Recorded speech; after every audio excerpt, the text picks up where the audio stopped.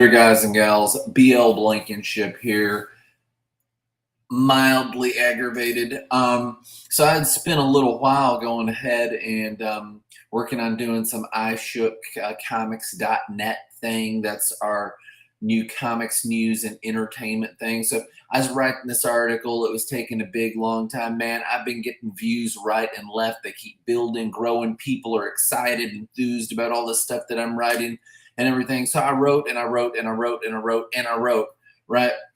And this picture wouldn't go ahead and load in that I was just trying to slap on there as the cover picture. It was just kind of random, but it was an Alex Ross thing and all that. The video or the write up, which is what I'm going to talk about now. I'm just going to say it instead of writing this big diatribe of whatever. It was all real pretty again, but yeah. So anyway, the picture was an Alex Ross picture, but just because I listen to a lot of podcasts and videos and read a bunch of stuff about comics and all that. You kind of get, while I have a vested interest, seeing as how I'm writing them, trying to get into writing them professionally, which is sort of happening because, iShook pays me money to do that. But yeah, put out 4 of them or five, excuse me. One of them had to be like pulled back because of trademark in 2024. I've written way more than that. Things are being produced and all kinds of goodness is going on. I'm going to be pushing to publishers and what have you. So what happens will happen. But yeah, anyway. I listen to a lot of videos, get in conversations with people at comic shops, all that stuff about writing.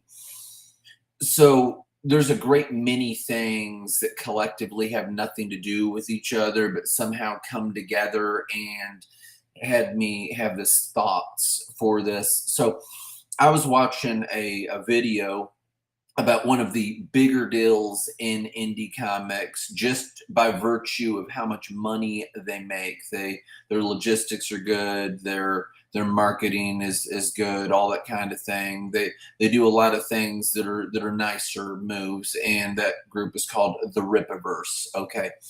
So the Rippaverse, they got this anthology coming out. It's called Saints and Sinners.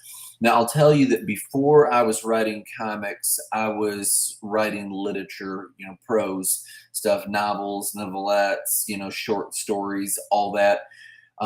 Anthologies sell. They make money. So here's the deal. You get a writer over here and a writer over there and a writer over here and a writer over there, and you've got all these writers in it, and they each have a thing like going on. They've got their own short story in it, right? So they're pulling from their crowd here and there and here and there, and more people are coming in, and you're selling books because they've heard of this guy or this girl, and they want to go ahead and get it because they're interested in reading what they're doing. And it's like a sampler platter for all these other people that they've not read before, and it gets stuff. And then they'll go to conventions and they'll have everybody sign it and all that.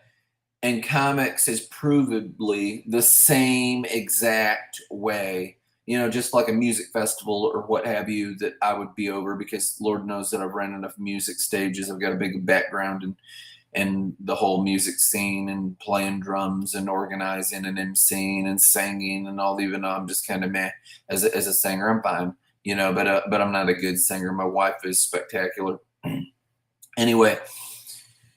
Just like that, you would get like some ringers, and then you would get like some lower tier people because they're like affordable, like they don't charge you, or it would be really super minimalistic if they did, but pretty well they don't. That's the exposure gig for them. They're riding on the tailcoat of the big names, but it's giving you content. Yeah, that kind of thing. So that's sort of what you'd be looking at with with an anthology in comics. So Rippaverse, one of the things that they do that's a normal and smarter move in some capacities there is that they pull on these people for this anthology that all have these big YouTube followings. Now, for anybody that would look to criticize or ridicule, and God knows that there's an audience that does that, you'd say, are these people even writers? Yeah, that would be the touchy point if you were pulling that out and wondering how competent they would be to write short stories within comics. And whether you naturally have that or not, and I think that's the thing with things. I think that leaders are born, not made. If you don't like kids, God didn't call you to be a Sunday school teacher. It's already in you. An artist, it's already in you. A musician, it's already in you. You've got that thing and you just need to hone it and let it grow, right? So I don't know, and I'm not passing any kind of judgment on them or whatnot, because I've not read it or anything. But they had one of the people talking, and they said, wow, they're like, it's really hard to write a 15-page story. And I was like, no, it's not. So let me walk you through me in short form comics. And this isn't like to build up over here, to tear down over here, but this is here's how I do it. First off, y'all know that I'm also an artist. I've drawn all my life. I work a job as a professional graphic artist. That's all over the place too. Somebody will walk in and say, I'm an artist too. But I live on Adobe Photoshop and Illustrator and all that. I see in pictures, and that's really more of the point, that I have that visual going on in my mind. If you said there was a white dog sitting in a field with green grass under a blue sky, I could see it just like with you saying it, just like I'm looking at a movie screen. And there's a lot of people that cannot. So when I'm a writer, I know, I see the choreography, I see the trajectory of a bullet and all that in my head when I'm writing the stuff. I know the angles and all that. Okay. The first short form comic that I ever wrote, and that's totally different than a comic strip, because a comic strip is just like a jab or a bit. You're just telling a joke, so you've got 3 panels or whatever, and it's done. Short form comics, you have a cause, you have a reaction, and you have an effect, essentially. First one that I ever wrote, it was for an anthology, which, lest you wonder, it totally got rejected. It was good, but they got bombarded, and anthologies do when you have an open call. Bombarded, like overwhelmed, run over with submissions. And I just went ahead and printed it as a bonus thing in my serial, Abraham Lincoln Burns in Hell, Volume 2. In the back of that. It had nothing to do with it, even though it was tied into my God Walks the Dark Hills universe. And that serial's not. It's Victorian Confederate sci-fi. Anyway, so I thought, here's what the story is going to be about. I got 10 pages, and this was my first time giving this a go, right? Somebody's going to see a monster. They're going to run from this pursuing monster that's trying to get them, and they're going to get away. So that was the story. So the way that I write comic strips, which is totally not normal, but then nothing about me is normal, is I use the numbers document. And for those of you all that are PC users, which means that you're not artists, probably Mac people are artists. If you have a Mac, it's because you are an artist or you're a musician. You cannot play games on it. It's not built for that stuff. It is made specifically, explicitly for artists and musicians. Okay, so I'm a Mac guy. I'm a Mac daddy. All right. Anyway, so I got the numbers document, and they're, just like an Excel document, XLS.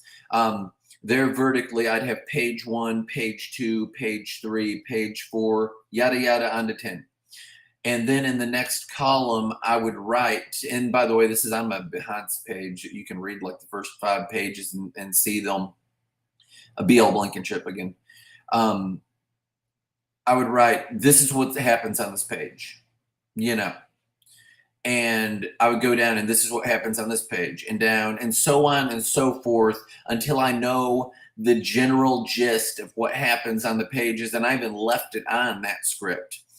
And then over to the panel to the right of that on page 1, where I've got page 1, next panel to the right.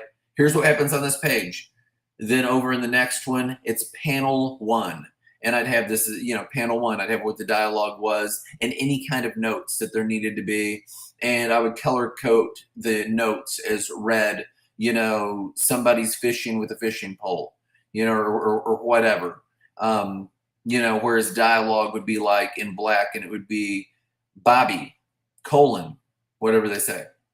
Drop down to space, Jimmy, colon, yada, yada, yada, drop down to space. And then, you'd have the in red, I might even italicize that. I don't remember, but it's good if you've got the visual cue that if it's in red, it's a descriptive thing, and if it's in black, it's they're talking, and I embolden the names with the colons, and then the rest of it's just like normal. And if it's in another word bubble, that's like adjoined, you know what I mean? Then it'll just drop down to space, and it won't have a colon. You'll know that it's still the same person talking. But yeah, anyway. So I would write it like that and wrote the whole thing out. That's how I made it through the 10 pages. Beyond that, the second short form that I had written, and there's plenty, was Phuket Mama #1. That is extremely manga type thing. It totally follows after my God Walks the Dark Hill series, as well as quite literally every single short story that I've written, period, that's been published. It completely jives with all that Western horror stuff and everything. The one that I mentioned before that does too, Ryle Stewart, is in the end of the other one, and Ryle Stewart is a prominent character in the Phuket Mama #1.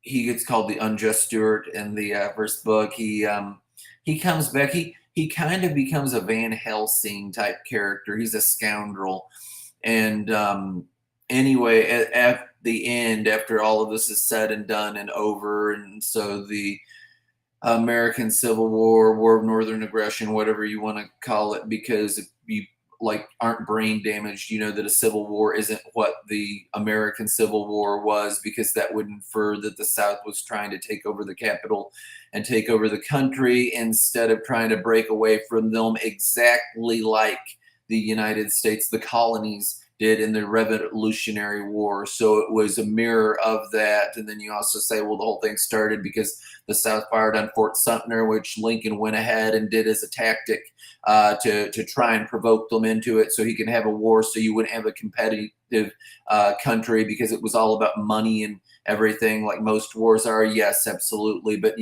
there's somebody that's too stupid to know that doesn't study history. Lots of stuff would happen. Anyway, that doesn't even matter. I did that story the same exact way, only there was a difference. And the difference was that I would describe how the panel stuff was going to be and everything. And then on top of that, I had went ahead and I had made out the pages and already had the panels there, because some things were inside of a panel, a framed panel, and some things weren't. And the reason for that was because the 6 pages spelled out the name of the place, Phuket, Phuket. And so I would have them numbered on it and be like, this image is going to go here, this one's going to go here, this one's going to go there, because there was a dynamic layout that I was doing to the pages that's I'm going to go ahead and send that. A thing that I always 100% doubtlessly, all of the time do, is I will send reference pictures, like blowing them out my nose, reference pictures, like tons of them, as much as is needed for stuff. This specific car is going to be in it. Here's some pictures of it, and I'll have what it is in case the person needs to Google it from different angles.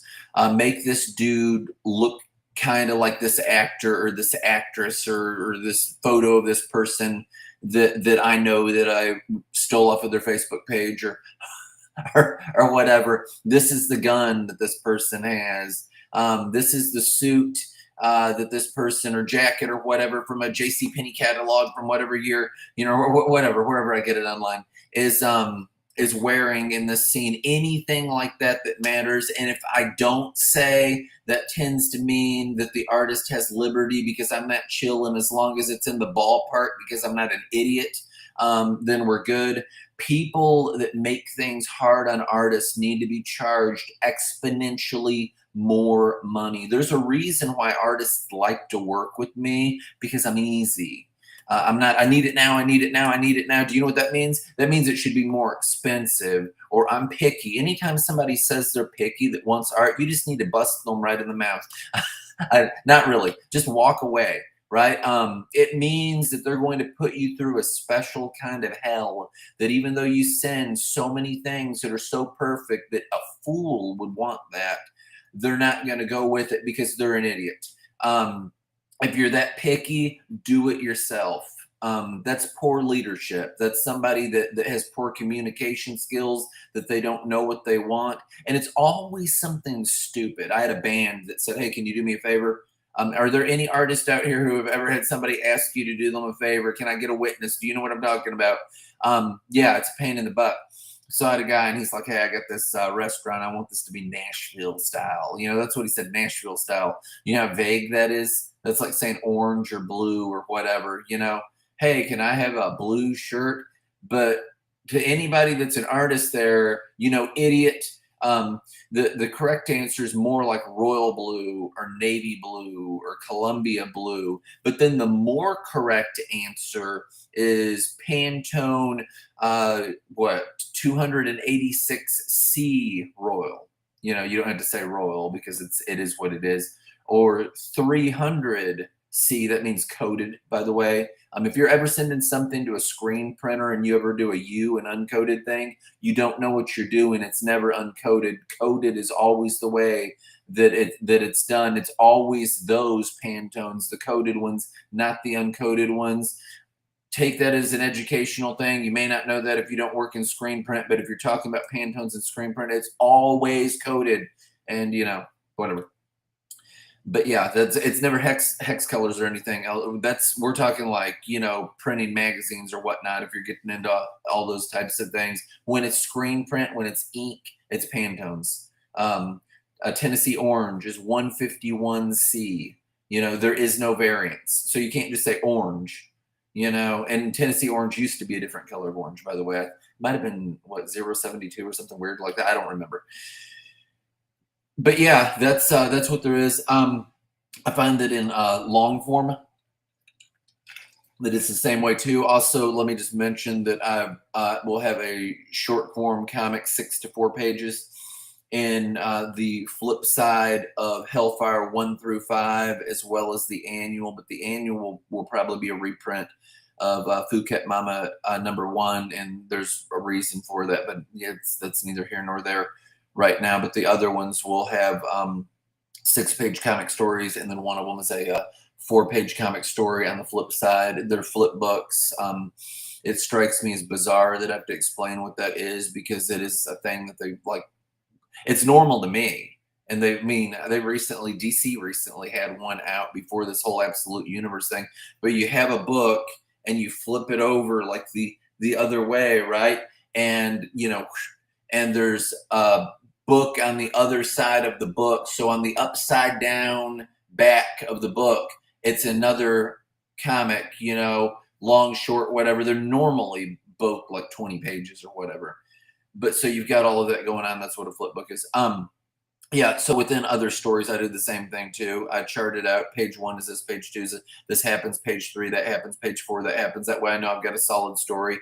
And then I work into breaking the panels apart the way that I tend to do with panels. So it's not like a hassle or a pain in the butt for the artists or whatnot, as it tends to be between 1 and 3 panels. Sometimes there'll be more, sometimes there'll be like up to 5 or whatever. And periodically, not all the time, but like periodically, I will have a page and I'll say, this is what all's going on this page. So it's like a one panel, but it's like not, because it's like a hodgepodge collage-esque of stuff.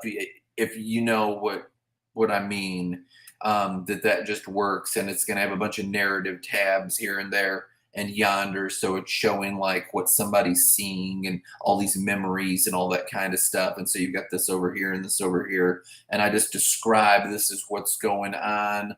Or there's certain kinds of fight scenes where you can do that, like action shots, and somebody's flipping and they're kicking this person and that person and all that. So it's just showing that there's a lot of motion and a lot of stuff, whether rather than putting like a profuse amount of panels that aren't needed like they do in manga or whatever. It's just kind of letting you know how it went down, like this Steven Seagal-esque scene where he just dropped like 30 guys in the room, but you can do that on one page instead of using a bunch more pages so you can boast a higher page count when it's not necessary.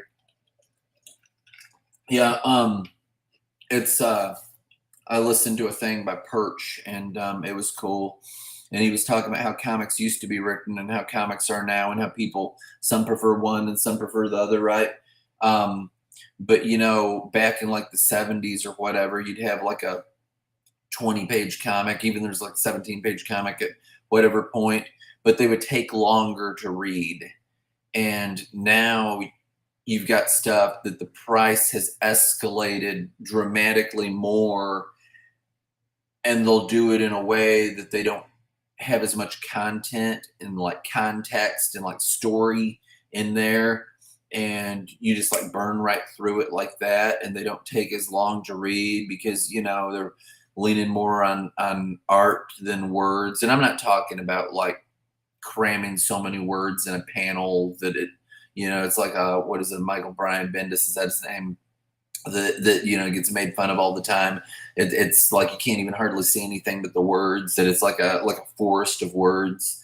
I'm not talking about like crap like that, but you know what I mean. I'm talking about narrative tabs and that you've got the stuff to read and all that. I have a my Sandman mystery theater compendium #1, and there's a lot of words in it, but it works. Then you know you've got books that have less than that in it, and they work. You've got some that people come out with that are new or whatever, and they're too many. Um, but at the same time, you've got the opposite problem where you know, is it worth the money? You know, you get a bunch of these bigger books that are kind of like multiple books that are the is it worth the money books, and it's like let's just keep putting cool pictures in here, but that the story's not enough that makes anybody with any kind of taste and quality want to come back. um, I feel personally I like floppies, I prefer them than you know the whole graphic novel scene thing, because you're paying all this money and you're taking a chance, and opposed to like dropping $5, being like, I like that, I'll come back, drop $5. You know, it's like a 5-issue series or whatever. That's cool. I think anything past that, you know, you've really got to love it. And that's what, as a writer, what you want, right? You don't want to be in like the friend zone. You want to get the metaphorical ring on that finger and have a commitment from these people that they love this comic, and that they're going to keep coming back. Not that they'll hang around for a few issues and say, you know, I kind of like you, but I don't love you, kind of thing. But you want to win them over, and I mean that goes into good writing or whatever, and personal tastes and whatnot. If something's an already established franchise, you want to cater to the built-in audience that's there. I'm sure there's somebody that doesn't feel that way, and in every way, shape, and form, because you don't, you're an idiot. Then don't write that book. You know, if it's the Punisher or whatever, don't write that book. You know, write the thing in the way that it caters to the audience that's already there, that loves it, and they'll keep coming back, and they'll tell more people, and the audience will grow. That's what anyone with any sense, with any kind of business, anything that should retain their job should do. Otherwise, you don't write that thing. If you don't care, don't write it. Walk away. Oh, gee, what else? Whole bunch of talk. I listen to a lot of comic podcasts, and my absolute favorite one to listen to, solely for the entertainment factor and just that the enthusiasm is so infectious, is Robservations with Rob Liefeld. Rob, if you're listening, hey, though I kind of doubt it, right? But he's like the Billy Mays of comics, isn't he? The way that he goes on and everything. And I hadn't ever read any of his stuff, hadn't ever picked it up. You know, I'd heard the name. He's one of the founding people in Image, right? A lot of good artists. Specifically, they were artists that started Image, and this is the area that this is going because we're talking about writing. And yeah, you can be good at both, but you know, you are what you are. So I got the new Young Blood comic that he had, and it's like, let me see what this is all about. Let me point out the good points. The good points are the art. Everything to do with the art is the good points. The composition is fantastic. The artwork, it screams, it raves 1990s. He has that going on. So flawless, on a level that so many comics have failed miserably to attain. You have attained that, sir. Here's the problem. The problem is that the writing was so incoherent and knee jerky and all over the place and too many things going on at one time that it actually detracted and negated from everything that was positive and made me think I'm never going to pick up another one of these. It was that bad of writing. My exact words were, Gail Simone would have wrote this, it would have been wrote right because she knows how to write a team book. And there's plenty of people that know how to write team books that are competent writers.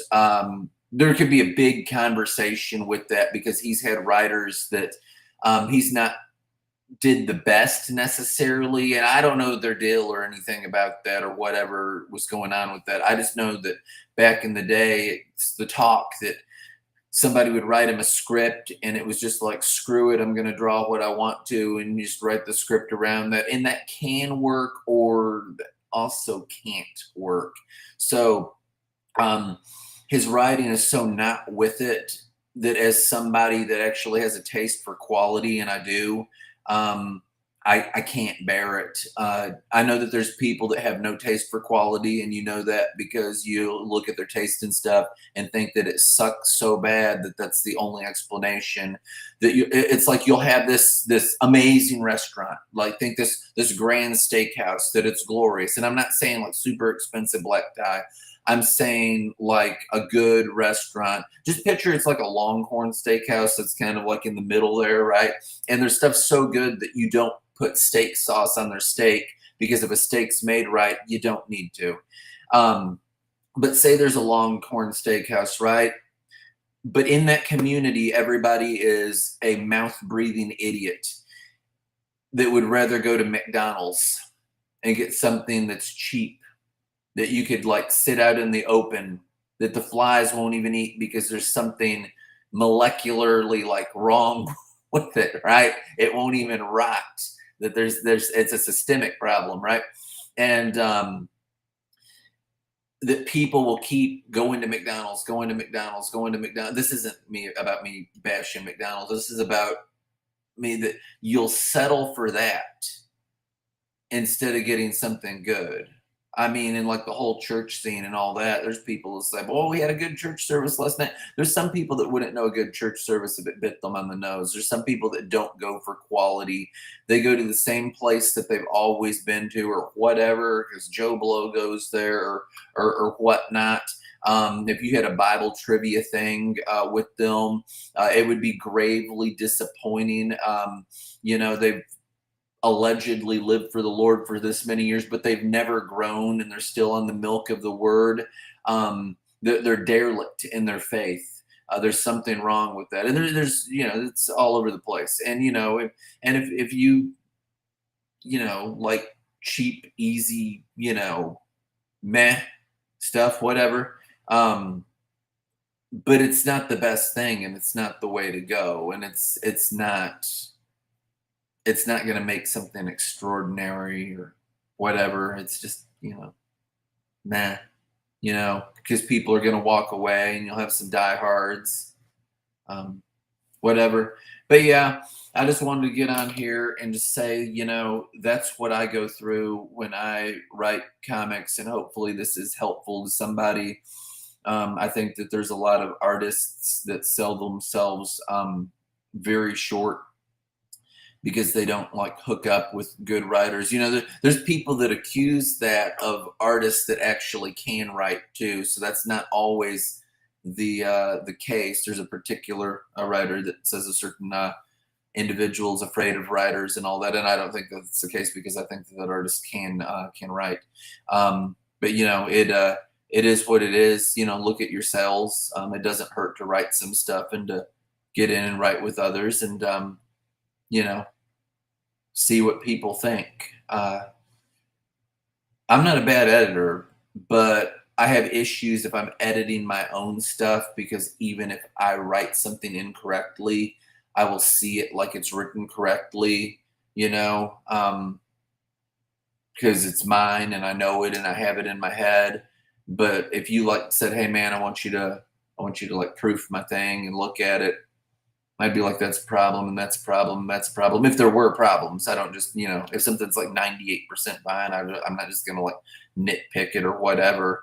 But I mean, if it's actually a misspelling, if it's actually a typo, it's something that's, stupid, that makes no sense, like, like the way that people move, and, or where your joint bends or whatever. But yeah, all right. Anyway, BL Blankenship doing this for the sole purpose of going right ahead and putting it on my monetized thing on ishookcomics.net. Visit the site a bunch. It's growing, it's building. We're looking forward to getting more comic book commentators, community contributor people there to post things. They're monetized, y'all. So, make some money. That's not you buying anything. That's just like you go and you click on my links all day long if y'all want to. I got to get 1,000 to make $1. So it's really more worth it for me just to talk this long than to tediously like write something and go back over it. I'm a one take kind of guy. This is so full on Ed Wood. If you can't look at me and tell like that there's a part of me that's kind of like, I don't care. I don't know what to tell you. There's a part that cares, and there's a part that's like, do it. That's a cut. We're good. I'm a drummer. I get with it. I adjust. I adapt. I do it. Do it to it. All right. Hope this has been good for you, or giving you content or whatever. If you're sharing this video, talking about this video, please, for the love of God, put up the link. It will be somewhere on the ishookcomics.net site. That way I can at least get my 0.00001 cent from the person that you say, go check out the link. Appreciate it.